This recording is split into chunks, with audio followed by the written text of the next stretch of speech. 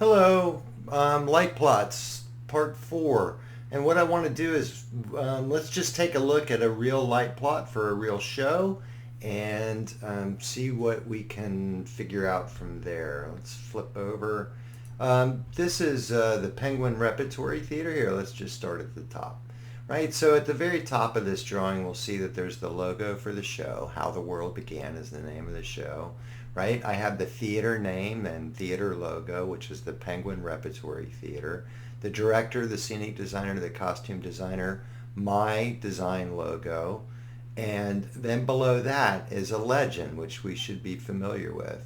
Again, these are the symbols that are used throughout the drawing, right? So there were old style Altman 360, 4.5 by 6.5, 6 by 9, 6 by 12, source 4s, par 64s, 1000 watt, 6-inch Fresnels at 750 watts, pin spots, and then there are some accessories below that. As we go down a little bit, there is the key that shows templates, unit number, channel, and oval. This is all a fairly standard layout. It's very standard layout for me.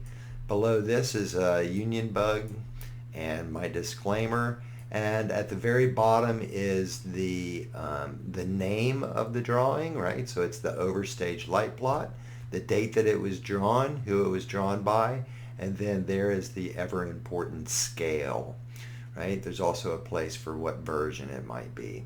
Now, as we start to look at this plot, it's fairly standard. Here is a tag that points to the lighting position. This is front of house number 1. This is actually the same pipe. The front of house 1 has fixtures that are underhung, and then these are lights that are hung above the pipe, right? So then I have fixtures that are tucked off to the side on these booms. If we move on to the stage, we can see the first electric, and you'll note that the lights are not drawn exactly on the pipe. And that is an indication that I would like those lights to be yoked forward. I gotta confess, it is just a shorthand that I have with the electrician that runs that space, so I don't have a note here. If I were first time in this venue, I would probably put a note that says any light that's drawn off to the side of a position should be yoked in that direction. As we move towards the third electric, we can see that it's fairly standard. The lights just hang straight down off of those pipes, and these are the symbols, right? So all of these other lines, all this other gray line that's out here and all of this other stuff that's out here, that's all the set, right? So that's just a footprint for where the set is. It's not in great detail. The set designer would be appalled that I have bastardized their drawing in such a way. But I am just looking to try and see where the walls line up inside of this space and where different aspects of the set are so that I can plan to put the lights in accordingly. Yeah, so this is everything that's overhead. You'll see that there are some numbers that seem like they're in conflict, that there's a 1 and a 1 and then a 2 and a 1, right, and a 1 and a 3. These units are numbered for this upstage left side pipe, right? So there's a pipe that's right through here, and you'll see that we have unit 1, 2, 3, 4. Typically, we number away from the edge of the stage or the proscenium. So anything that's upstage of the proscenium, right, becomes an electric, and as we go further upstage, the number of the electrics increase as we go up. The same is true in reverse for front of house positions. Not what I wanted, right? Let's see if we can zoom in here, right? So here's front of house pipe number 1, front of house pipe number 2, and if there were another one, it would be front of house pipe number 3. Now, there's something else that's kind of important on this drawing in the event that it's not printed in scale. I have provided dimensions on this drawing, and they're just sprinkled randomly throughout here to give a sense of scale.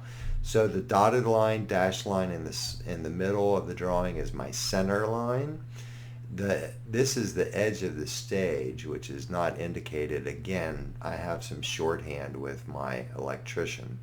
And then the dimension bars, though, run to the left and the right, and they're marked in 2 foot increments. So that's 2 feet away from center, 4 feet away, 6 feet, 8 feet, and it just gives you an idea of what the spacing is.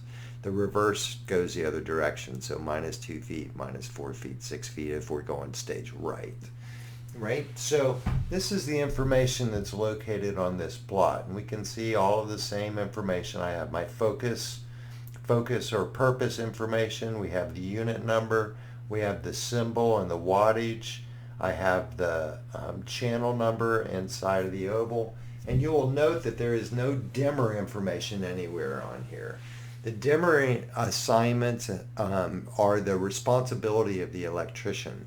And so I don't make those assignments. I may make some estimates to make sure that everything I'm intending will fit, but I don't actually make the dimmer assignments. That's up to the electrician, so I have not provided that. He'll write that in as he hangs the plot and then circuits the plot. Okay, so this is an overview. This is a fairly simple little plot. This is not very extensive. I'll notice that this unit has a gobo rotator. I hope that it's over here. No. Wow, it's not as good a plot as it could be. But that little accessory is a gobo rotator. So this is how the world began, and we will take a look at some more.